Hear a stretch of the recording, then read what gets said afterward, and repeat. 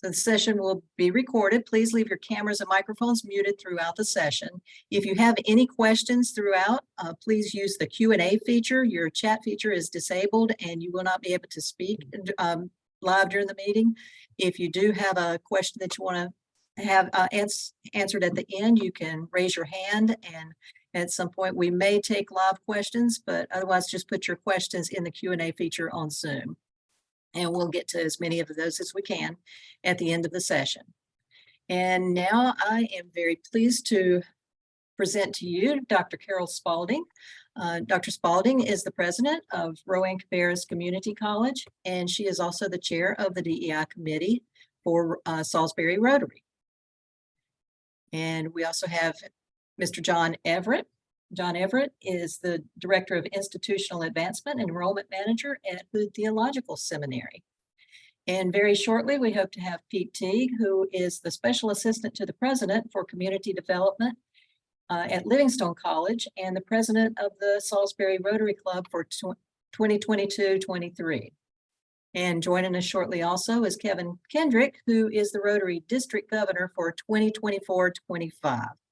So we have a wonderful panel today, and they're going to speak to you about what the Salisbury Rotary is doing. So we'll hand it over to you, Dr. Spalding. Thank you. I think you all saw me this morning giving greetings from the college, so thank you all for being here at Rowan-Cabarrus Community College's third GUIDE conference. And I will tell you that the Rotary really wanted to do this session with GUIDE because they did one last year. And so this is our second time with new progress and a couple of new speakers for you to tell you about our journey. And this particular committee that John has served on since its beginning really took the naming of this session to heart. I mean, we've debated the title of this thing over and over, and it ends up being Salisbury Rotary Diversity, Equity, and Inclusion. And then we had to add an intentional journey together because that's really what it has been. We started off 2 years ago, and we've made a lot of progress since then. But I do want to introduce John and have him say some opening things about his job at Hood, and maybe even talk about what people won't necessarily know about Hood. So if you do just a little introductory remark on your status and how long you've been in Rotary and your first year.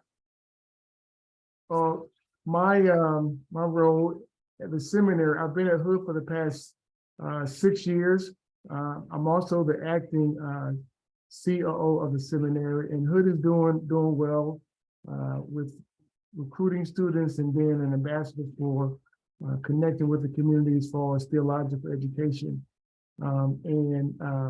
I've been with Rotary for the past 6 years as well here in Salisbury, and being a part of this committee, because the committee has an attitude of being intentional, has been really beneficial. It's been really great in that regard. So with the leadership of Dr. Spalding and Dr. Lattimore as the co-chair of this diversity and equity DEI committee, we took on some tough issues that are part of the Rotary's foundation, and we really addressed some of those issues and dealt with them as a committee very firmly. We have a very diverse group of people, from older women to older men to African American men and women to European American women and men as well. So it was strong conversation, and it was needed conversation to be able to move forward and do what has been accomplished so far. That's great. So I don't know how many people are on from Rowan County, but I think probably the majority of you are not from Rowan County. We are near Charlotte, North Carolina. We are, let's see, Pete Teague is joining us. Hi, Pete. We'll get right back to you. I'm in the middle of a little bit of a history lesson, and then I'm going to turn it over to you. The Rotary, Rowan County in particular, Salisbury has, in fact, I've got my little sign on that says 100 years. So Salisbury Rotary Club's been in existence over 100 years, and it has been primarily a white male program. When I joined 15, 16 years ago, there were a couple of women that were already members, but it's still not a 50-50 kind of situation. And we also had very few people of color in the club, I would say 5 years ago. We had, you know, if you were the president of Livingstone, if you were the president of Hood Theological Seminary, you know, you came in by your position. So in some ways that's how the membership grew, and that's pretty traditional for Rotary. But 5 or 6 years ago, we had our presidents come in and really want to make an intervention in the club. And Pete Teague is the current president, and is also, as you heard about his introduction, works at Livingstone, which is an HBCU, a historical Black college. And so he has taken on the tradition and put some more fire under it. But he is going to give us a little bit of a retrospective of what our presidents, the four that have preceded you, that have tried to get us to where we are today. So Pete, if you could address that and some of the goals that you might have. Okay. I think that would get people up to speed. Thank you. Thank you, Dr. Spalding. And I haven't heard everything you said, so I may repeat some of it, but you know, repetition is good sometimes. So thank you. Sorry I was late. I started trying to get on early, but that doesn't always work. So it's a pleasure to be with everybody, and I thank you for joining us, and I appreciate my colleagues who are on the line. So as Dr. Spalding was mentioning, it was really pre-COVID. I think in Steve Fisher's term as president a few years ago that we really decided to get into this DEI arena. And I think it was a great idea, and it has been carried on. So of course, COVID hit while we were developing this, and that slowed everything down, but we did not let that stop. One of the things that happened was we surveyed our membership, and I was looking at the survey results just briefly before, leading up to this, and it looked like we had 29 responses to what I was looking at, which, for some surveys with something over 100 members, that would be considered good results. In some cases not, just depends on the situation. But there were a number of responses that indicated that a lot of the membership, at least those who responded, felt, yes, it's appropriate for us to do something. There are issues and we should address them. Obviously, it wasn't 100% in anything at all, but that was one of the early things that the committee did. Dr. Spalding, I don't know if you mentioned that you and Dr. Virgil Lattimore, who's president of Hood Theological Seminary, were the co-chairs and still are of that committee. But we had a committee that met, and they put that together. Then we had a meeting where, and this was while we were still meeting totally virtually as a club, which is not true now, but we had a Zoom meeting, and we were all together, and then we did the Zoom breakout rooms with facilitators. And so there was discussion about that, and that was revealing, I think, in a lot of ways. I know that in the one that I attended, it confirmed for me that we have some work to do in terms of education. And so one of the things that happened after that was that we started having at some of our meetings what we call DEI moments, where someone in the club would share a story, some information, whatever, just trying to highlight things in that arena. And so that was good. It wasn't structured particularly. It was, someone would say, I have something I'd like to share, that kind of thing. So we went on doing that, and that was really all that was going on. And I'm not minimizing that at all. But that's what was going on. So as I was coming in to be president earlier this year, Dr. Spalding, Dr. Lattimore, and I met, and I really indicated to them I wanted to kind of reactivate the committee. Let's get back together, because they had not been meeting, and that was, I think by design at the time.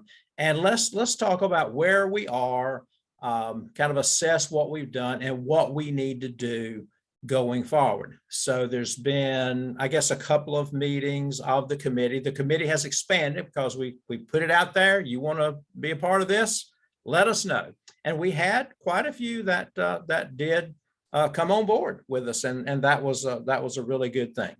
And so it has been reacted and meeting regularly. And one of the things that was discussed at the last meeting, which was just recently, was having sort of a DEI moment concept, but a little different in that we know that we have a number of members who have experienced changes in some way, maybe a change of perspective, maybe they've learned things that they can share. And so it's really testimonies, if you want to look at it like that. So we're looking at starting to blend those in, as well as from time to time having full programs that relate to diversity, equity, and inclusion.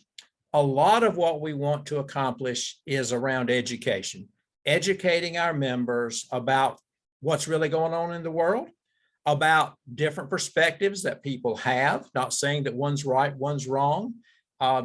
Changes, as I was talking about, changes that members have experienced. Also, maybe some looking at how we all can make some changes, small or great, in ourselves, our own attitudes, our own mindsets, maybe even our behavior. Now, we know that as a Rotary Club, as Rotary Club leadership, we can't force change, but change that's forced is not generally going to be what you want anyway. You want it to be genuine.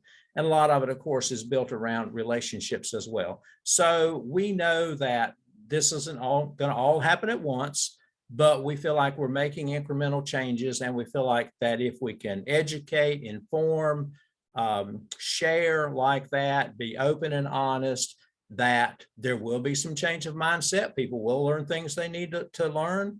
And that will make a small difference in them. And our membership is a group of influencers in the community. And so if we change, the community is going to change. And I believe that will be for the better.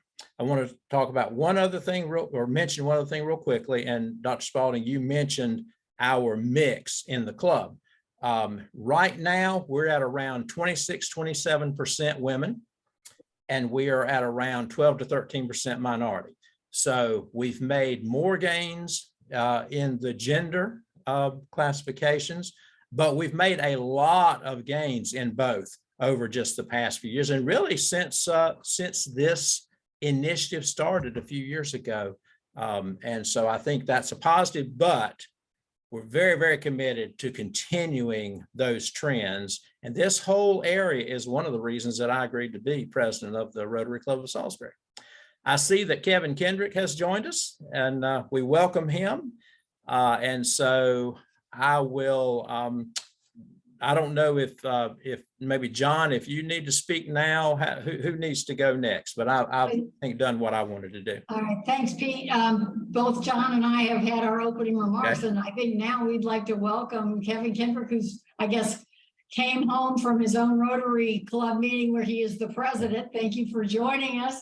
And also, if you would explain your role in DEI with the district, because he is the district governor for 2024, 2025. And those of you who are Rotarians, you know that's a big deal, requires a lot of commitment and also a great history of service.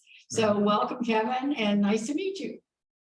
Well, thank you all for indulging me. I apologize for being late, but while I am not the current president of our club, I do drive the current president of our club, who happens to be my wife. So I still have that responsibility. And yeah, I'm a past president of the club. I'm currently an assistant governor for what we call Area 8 in our district. 7680, and we've got a rather large Rotary district. We stretch all the way up to the state line with Virginia, all the way down south to South Carolina, and we cover a lot of ground. We go as far east as Richmond, and then out west we cover a 14 county area in that area. So we've got 53 clubs in our district, and I will be district governor in 24-25. Looking forward to that. There's a lot to learn, and I also happen to be a part of ours, what I still consider our nascent DEI committee. And I wanted to talk about DEI at Rotary on both a global level and right here within North Carolina.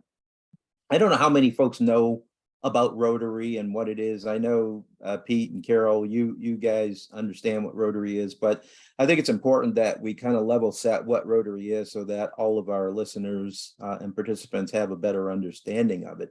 Rotary has been around since 1905. It was established by a gentleman named Paul Harris in Chicago, who was really simply looking for an opportunity to network with other businessmen. So he and 4 other individuals all started this thing called Rotary, and they met at rotating locations, hence the name Rotary.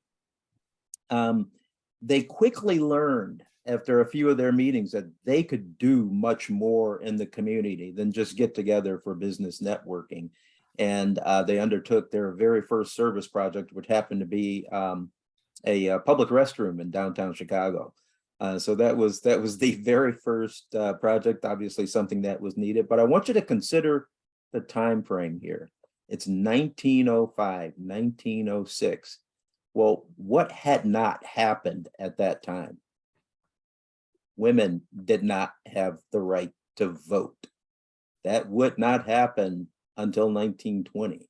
So we're looking at this organization that was created at a time when women did not have the right to vote. People of color were certainly not afforded full and equal rights at that time. So Rotary has gone on, even though they were created and imagined at that time in this environment, they've gone on now to expand to, of course, every state in the United States of America, but they're also present in about over 200 countries around the world. They actually have a bigger footprint than the United Nations. We've got 1.4 million members globally and about 37,000 clubs around the world. Our motto is service above self, and it's something that we try to live up to. And I really love the Rotary vision. The vision is we see a world where people unite and take action to create lasting change across the globe, in our communities, and in ourselves. We have 7 areas of focus that most of our service areas fall within. They are promoting peace, fighting disease, providing clean water, sanitation, and hygiene, saving mothers and children, supporting education, growing local economies, and our newest area of focus is protecting the environment.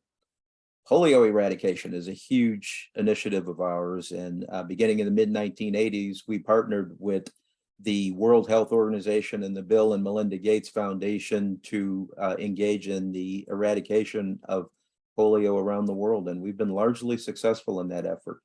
Polio, the wild polio virus now is only present in 2 countries, Afghanistan and Pakistan, but it's been largely eradicated around the rest of the world. The biggest benefit of that is the medical surveillance opportunities that have been established as a result of the effort to cover all of the areas that were polio ridden. And we've done that. Those surveillance efforts have been instrumental in helping to identify other epidemic type diseases. And we're grateful for that. So that's kind of the lasting legacy of that. What I love about Rotary is that everything we do is aspirational. This whole service above self, this idea that there are things in the world that are bigger than we are, but that we can all contribute to them, help us to do the things that we do. And so that's why I'm here. I'm here to talk about DEI because I see this as a huge opportunity for Rotary, not only because it fits right in with our core values, which are service, fellowship, integrity, leadership, and diversity. Those have been in place for decades, but we really haven't always done a perfect job in living up to those values. We have the opportunity to do that now with this being a presidential initiative. I'm going to go back a few years and share with you just from a global Rotary perspective. In 1977, there was a little club in California, the Duarte, California Club, that decided that they were going to do something very radical. It's 1977. It's been a long time since Paul Harris established Rotary in 1905. So we're talking 72 years. They decided that they were going to admit some women into their club. Well, that was radical thinking because Rotary, in spite of those core values that included diversity, did not have any women in their club. They did it in kind of a sneaky way. They only used the first letter and the last name of the 3 women that they brought on board, so that when Rotary International got the names of these 3 women, they had no idea of their gender. There was no box to check about male or female because it was assumed that they would all be male. So when a Rotary official went out to visit the club, he discovered that there were 3 women in the club. Their charter was immediately pulled by Rotary International, and Rotary, the Club of Duarte, took Rotary International to court. That really wasn't resolved until 1987, 10 years later, when the United States Supreme Court ruled that Rotary did not have a First Amendment right to bar women. And that was a decision that the California Court of Appeals on a federal level had arrived at in 1982. Similarly, in 1982, we had the Birmingham Club of Alabama, which for years had voted to exclude Blacks from their membership. Now, they had been in place since 1913, I believe, and they had not changed their club rules to allow people of color to become members. What they didn't realize was that the New York Times got a hold of that story and it became national news. Rotary International said, look, guys, you cannot do that. The laws actually prohibit us from doing this. And if you continue to engage in discriminatory behaviors like this, we are going to pull your charter. The club got together a few weeks later and decided that they would begin admitting Blacks. But I shared these stories with you only to demonstrate that Rotary has evolved over the years. Our core values, including diversity, have been there, but we haven't always lived up to them. And now I think we're at a point in time where we are actually doing a much better job of being inclusive. In 2019, Rotary developed a stance on DEI, which I'm going to read to you in its entirety because I think it speaks to several important areas. At Rotary, we understand that cultivating a diverse, equitable, and inclusive culture is essential to realizing our vision of a world where people unite and take action to create lasting change. That's our vision.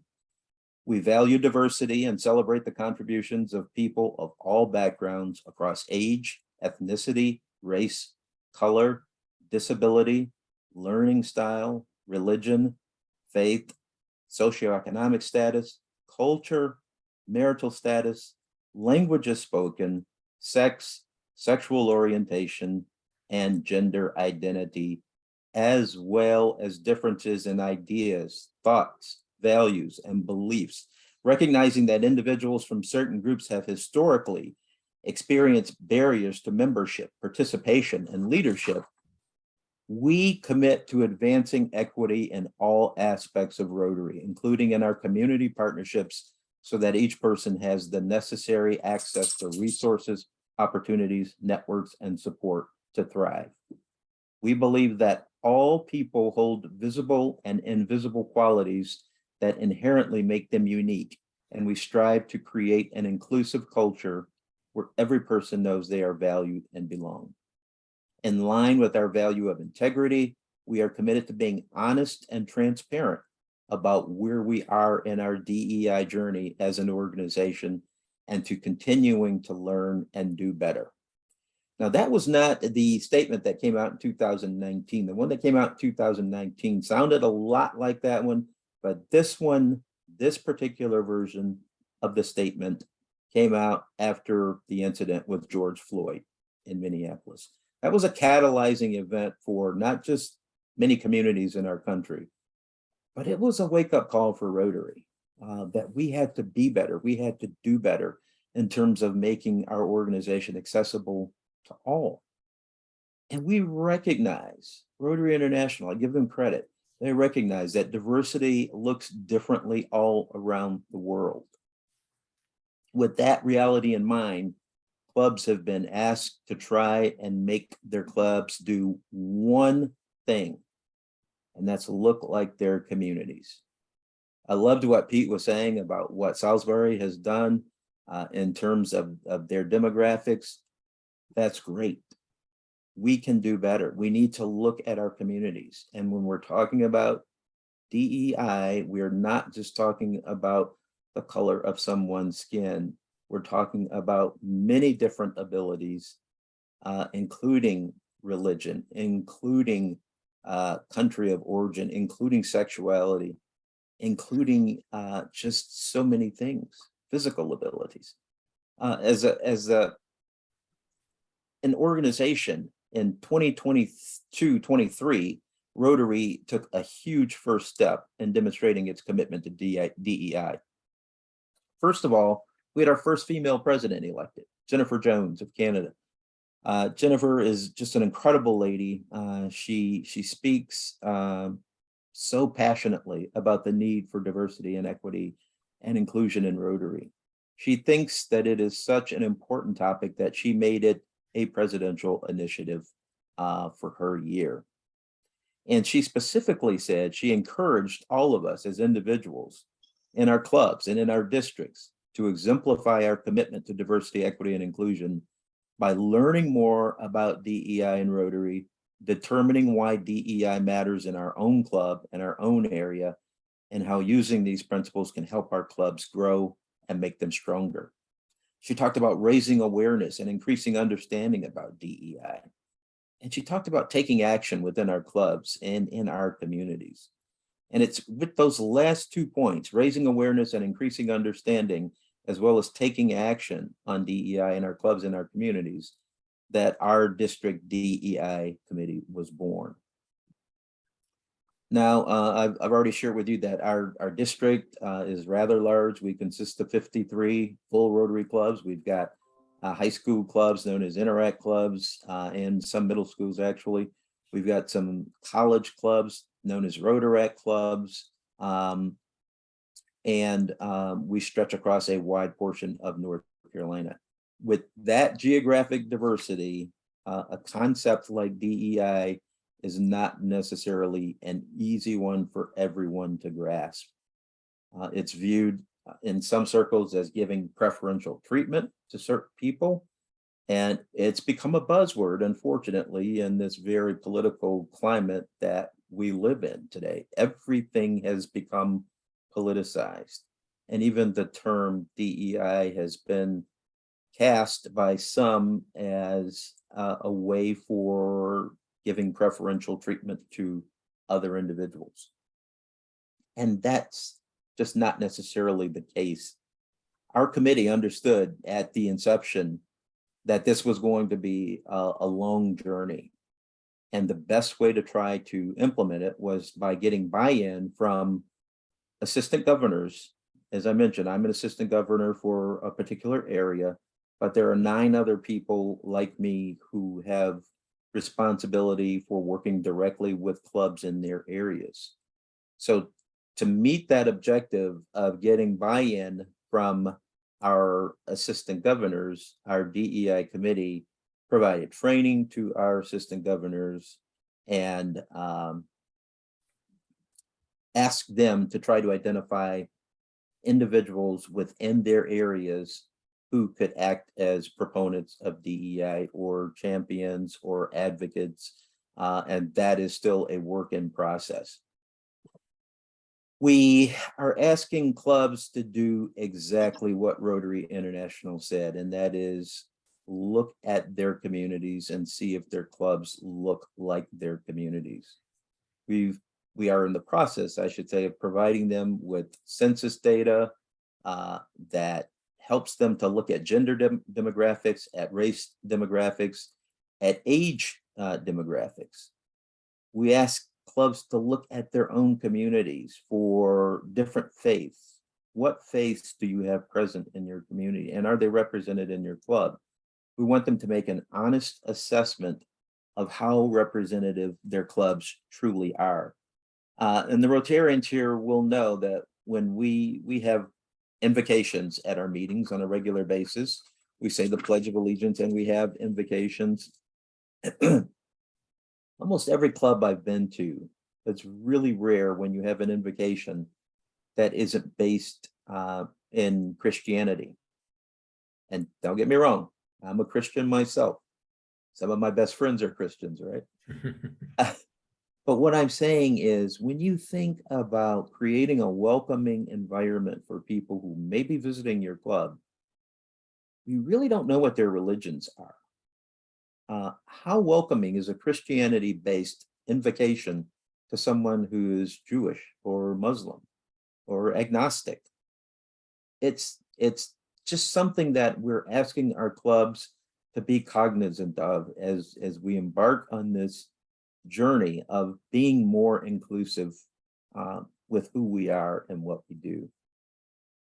So some of the other things that we're doing as a district DE&I committee is getting voices from people who don't look like us. We invited a young interactor who's very active in Interact and now Rotaract on a global level to speak to our committee about what we should be doing to better attract young people to our organization. She was very helpful to us. We, on September 14th of this year, we hosted a speaker and philanthropist by the name of Jillian Haslam to Charlotte.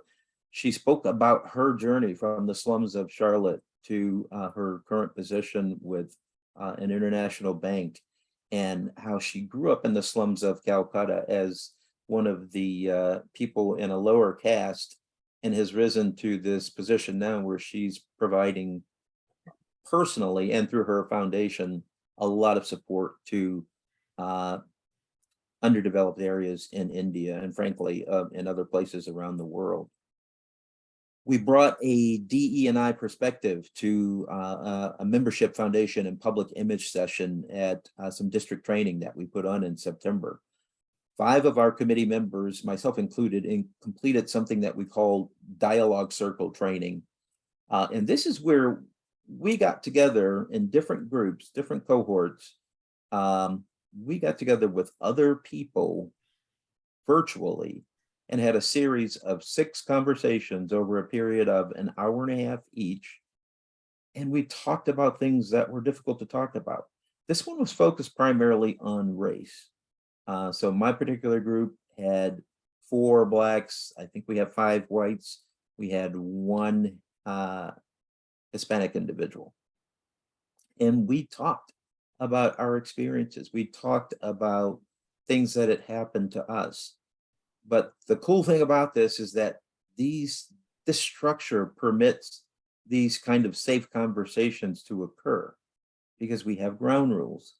There's no bullying allowed. There's no interruption of the speakers.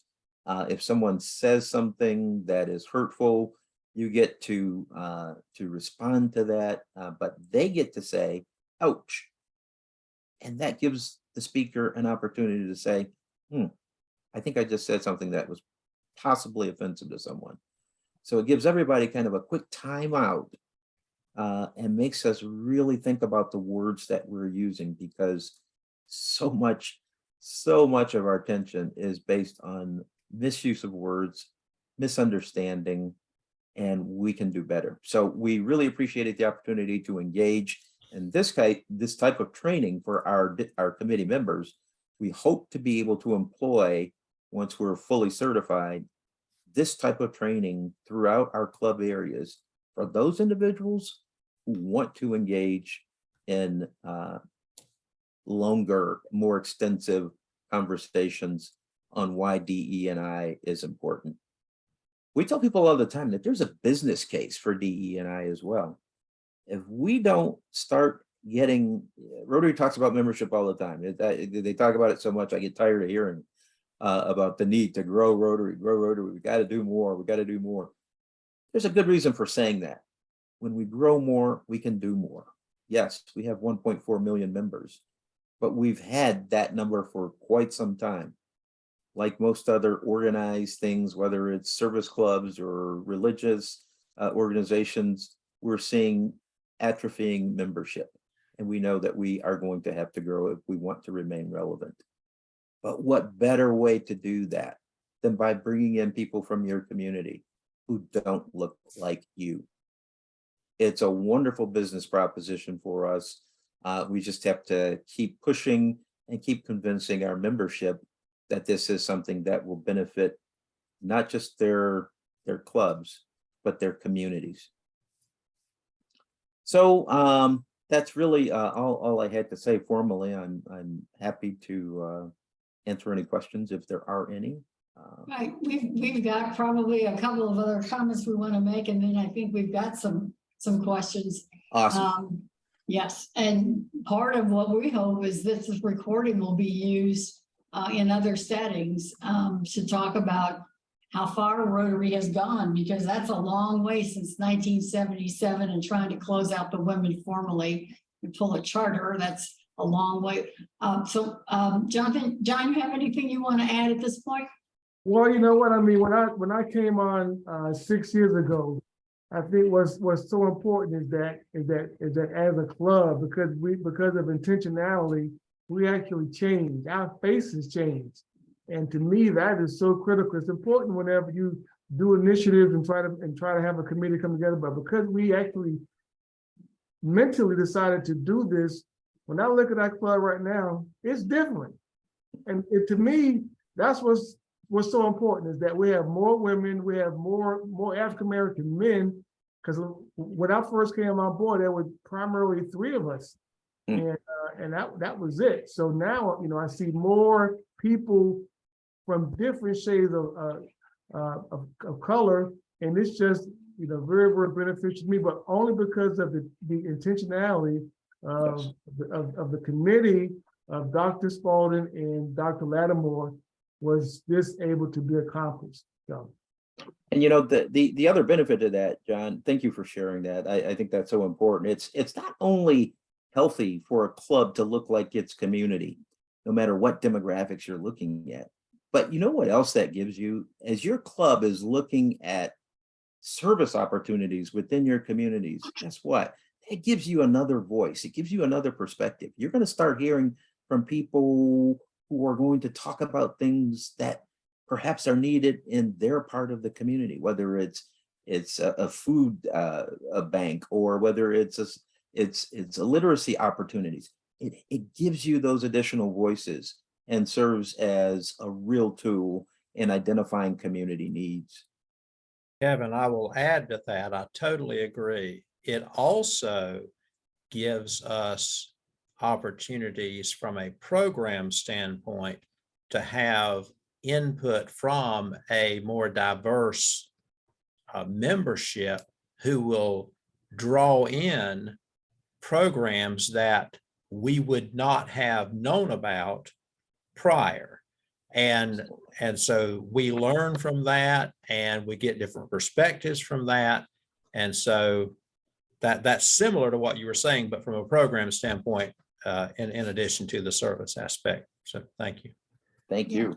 I'd like to know what was happening in 2019, you said George Floyd pushed these comments about DEI much further because a lot's been done from now the leadership of Rotary as opposed to the court or the newspaper article or some other kind of thing. Rotary is very local. If you've got a predominantly business community, the white males, that's what usually is in there. What I'm seeing, John, in our club is that the positions that are usually there, for example, the principal of the local high school used to be white, now it's black. And so we've got some normal kinds of things that we should be ready for and welcoming with. And that's certainly true with our, we bring students to our club a lot, and these are more and more students of color. And that's helping, I think, build bridges among all of us. And so when I joined Rotary, you know, I didn't think about DEI because the nature of the club being all over the world gave us diversity off the top, right? So Africa is going to have its, and, you know, I've been to some Rotary clubs in France, and they are white guys, at least they were then. But all over the world, these things are different and they reflect their communities. So now I think we're trying to help, especially I think in, maybe it's not especially, but in the South, where these Rotary clubs have been very important to the community growth and all that stuff, and hard to get into. So that it was competitive that way. And that's what we liked. We wanted to have the top person in the community college, the top person at Hood Theological Seminary, the president of whatever it is. And so that pattern has been the way that you look for people. And so how have you seen changes in membership based on some of the changes that sounds like you've done, all of us, have done at the national or international level? Well, so certainly, Carol, thank you. Great comments, great observations. One of the biggest changes that has occurred from a corporate perspective is that for so many years, companies, large companies here in Charlotte, Bank of America, Wells Fargo, Duke Energy, would provide membership opportunities for certain of their executives to join service organizations, whether it was Rotary or Kiwanis or Lions or Optimist or whatever. They have stopped doing that. That largely disappeared. And when that corporate support went away, we saw our membership, not just here in Charlotte, but across the district, across the country, it dissipated. That's not necessarily true in other places. In India, it's still quite competitive to become a Rotarian in the larger metropolitan areas, at least in Delhi and in Mumbai and Calcutta. It's very difficult. It's very competitive. We don't have that luxury now. So we have to look at ways, because as I said, when you have more, you do more. And that's ultimately what we want to do. We want to be able to live up to our motto of service above self. And we want to make a difference in the world and in our communities, and especially in ourselves. Right. If I can piggyback on Dr. Spalding, what you were saying, and Kevin, you earlier talking about there's all different types of diversity. Yes. We tend to think of race and gender first, but we know that there's more. And Dr. Spalding was talking about how, you know, there are certain positions in the community you kind of expect they're going to be part of our club, and that's still true. And you talked about how those faces have changed. But one of the areas of diversity that we don't tend to think about is, okay, we've got the top business leaders, we've got the top, nonprofit leaders, the top educational leaders. That's great. We want them. But I think we're seeing in our club, and I think this is good, we're diversifying in that sense too. Not everybody who comes into the club is at the top of the food chain, whatever food chain they're in. And I think that's a good thing too.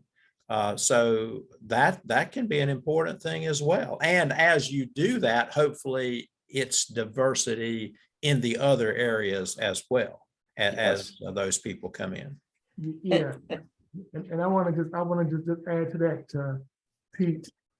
The thing about diversity, if you look at this panel, if this panel is considered elite and we only let certain people in, then we're gonna let in because John and Kevin are African-American males. We're probably, in terms of program, in terms of different things, in terms of our default mechanism, we'll probably let in other African-Americans, and then Pete being European-American male. But if you have on this panel, we had some Latinx Americans, Latin Americans, and we had some Asian Americans, then that would allow this group of programs and a group of people to expand. But right now, because of this panel, those people will never probably get a chance to connect with us and grow because we've allowed natural barriers to be able to allow that to happen. So we've got to continue to be intentional, right? Intentional about opening up those barriers and letting in all kinds of diverse people, whether it's age or whatever it is, because it allows your mind to grow and for us to be a better community and a better club. So. Completely agree. The Latinx population that's one where we have a lot of work to do. Yeah. So I think we just want to make some closing remarks here. And Pete, if you could just, I don't think that Kevin was here to talk about the progress that's been made. I think John, you talked about it, looking like the community. But I think if you've got anything you wanted to either ask or comment on, Pete, we're going to pull this to a close in about a minute, right? Right. Yeah, it looks like we're pretty much out of time. I think this is a great opportunity. I'm glad that our local club started down this road a few years ago. I'm glad the district and international Rotary that at all levels we're starting down this road. And it's certainly my intention as leader of the club right now for it to continue, and not just, of course, my year, but on into the future. I think it's critical for the club and the community. Okay, very good. We've got a question, but I think we'll answer it offline. Kevin, do you have anything you want to say from the district level? I just want to say that, thank you again for the opportunity. This is really an ongoing effort.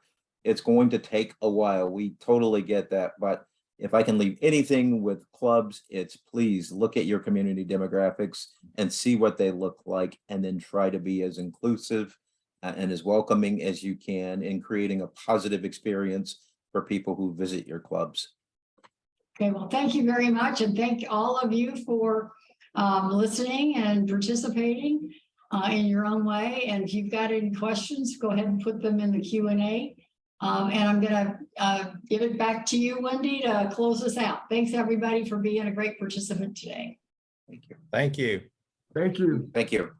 Yeah, and thank you to our presenters, and I hope everyone enjoys the rest of the conference. We have one more session today, so I hope you have enjoyed the conference and will come back and see us next year.